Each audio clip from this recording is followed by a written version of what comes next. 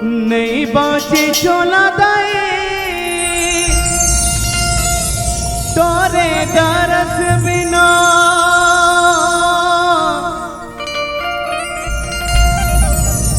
नहीं बाँचे चोला दाए तोरे दरस बिना, बीता थे दिन कर लाई माँ,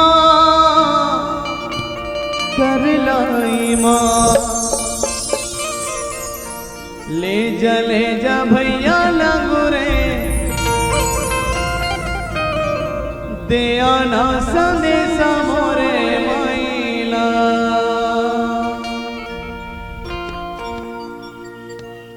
ले जा भैया लगो रे, दे आना संदेशा मोरे माइला। ले जा भैया लगो रे, दे आना संदेशा मोरे माइला। ले जा भैया लगो रे, दे आना संदेशा मोरे माइला। ले जा भैया लगो रे, दे आना संदेशा मोरे माइला। नहीं बाँचे चोला दाई तोरे दरस बिना, नहीं बाँचे चोला दाई तोरे दरस बिना, बीता थे दिन कर लाई माँ, कर लाई माँ। ये गाएगा भैया लगो रे, दे आना संदेशा मोरे माइला। ये गाएगा भैया लगो रे, दे आना संदेशा मोरे माइला।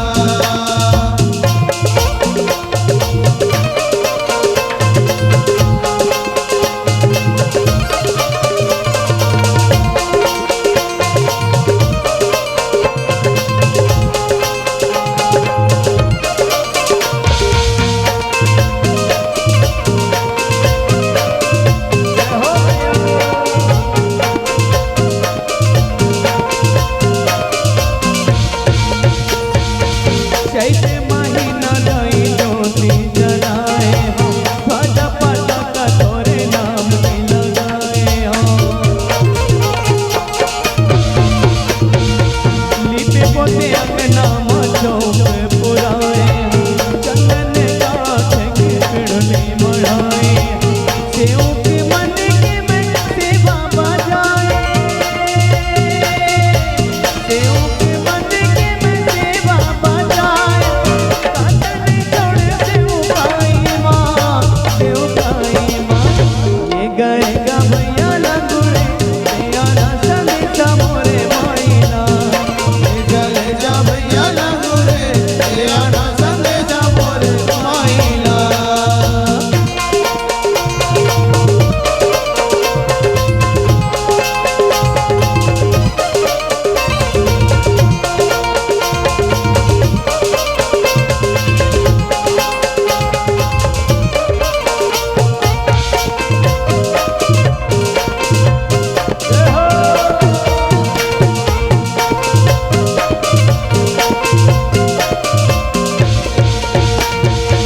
सबके बनाए दाई मोरो बना दे, काहे कसूर दाई मोरो बता दे।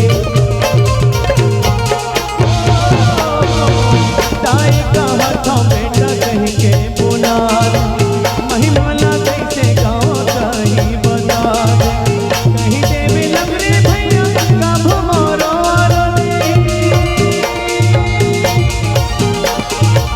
कहीं देवी लग रे भैया कब मोरो रे। दर्शन